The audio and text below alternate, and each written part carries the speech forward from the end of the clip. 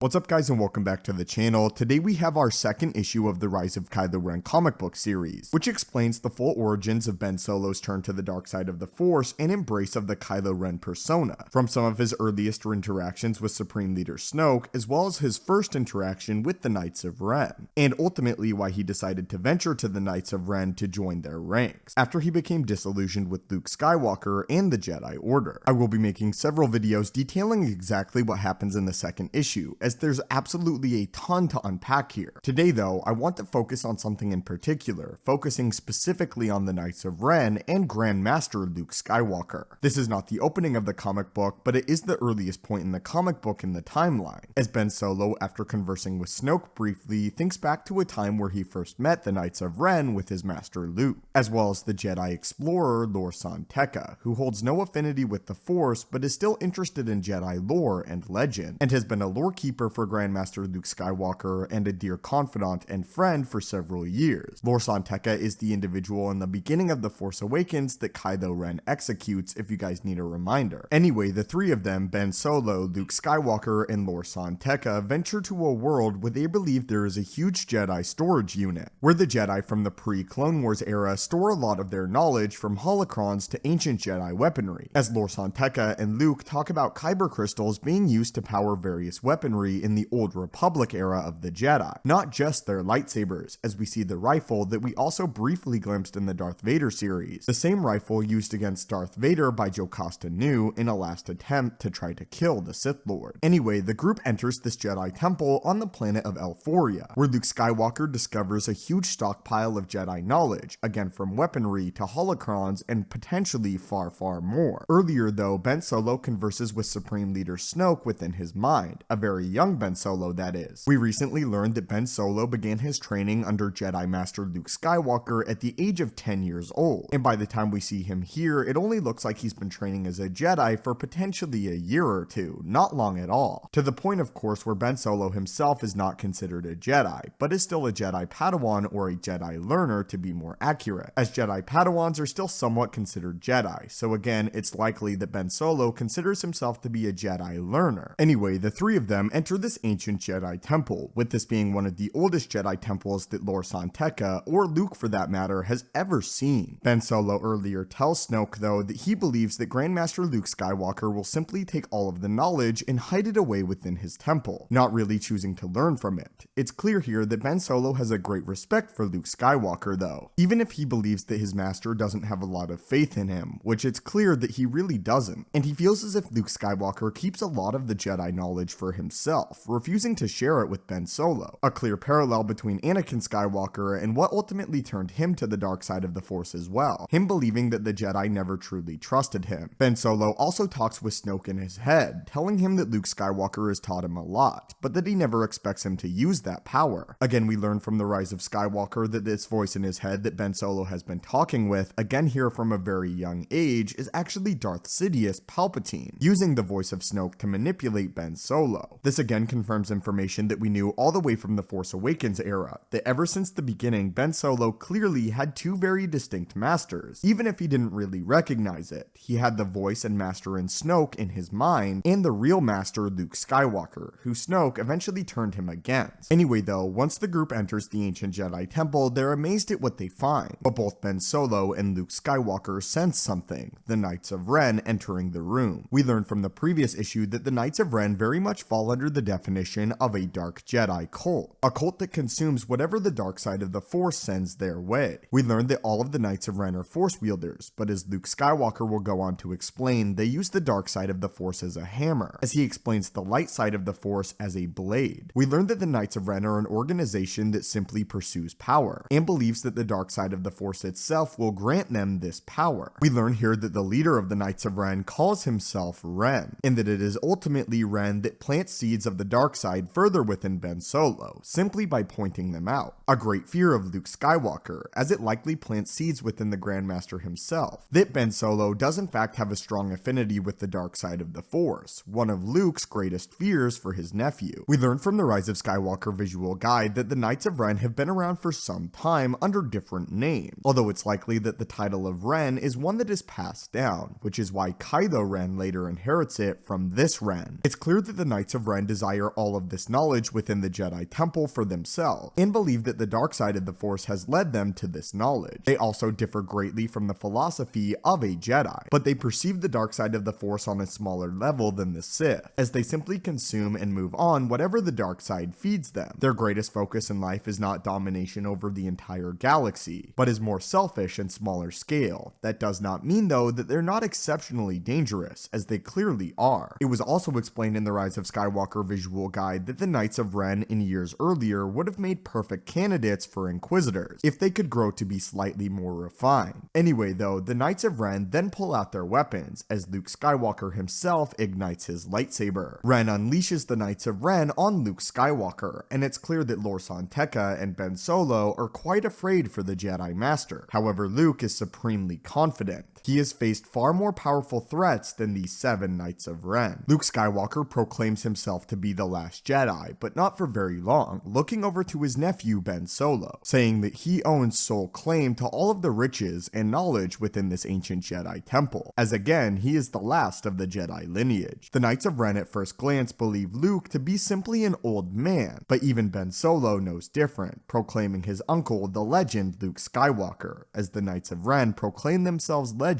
as well. Despite Luke Skywalker being severely outnumbered, it is clear that he is far more powerful in the Force, as well as his skill with the lightsaber, or any weapon for that matter, for any of the Knights of Ren, as he effortlessly glides around the room, evading every single one of their attacks. Luke Skywalker also uses his will in the Force, and his strength in the Force, using this as a teacher for the Knights of Ren, telling them that he is not alone, and that the Force is always his ally. It's also clear here that Luke Skywalker has no intention of killing any of the Knights of Ren, although by the slightest change of an angle of his blade, he could do so quickly and effortlessly. He tells the Knights of Ren, "You're clumsy, untrained. You use the dark side like a hammer, but the light side is like a blade, and so am I." When facing down Ren and 2 remaining members of the Knights of Ren, Luke Skywalker again effortlessly uses the Force to crush both of their weapons, leaving Ren alone, only with his red lightsaber, which he activates a kill switch on, letting Luke Skywalker know that the second that the lightsaber leaves his hand, it will take Luke, Ben Solo, Lor San Tekka, and all the Jedi knowledge with him, knowing full well that despite being what he thinks a Master of the Shadow, he is no match for Grand Master of the Jedi Order. Ren, though, has no desire of fighting a battle that he cannot win, and all he desires is to take himself and the Knights away from the Jedi Temple, having learned the point of the Last Jedi. However, just before he departs, he removes his helmet, telling Luke that he senses the dark side of the Force in everybody here, including the young Ben Solo, and that the dark side of the Force is exceptionally powerful in the young boy,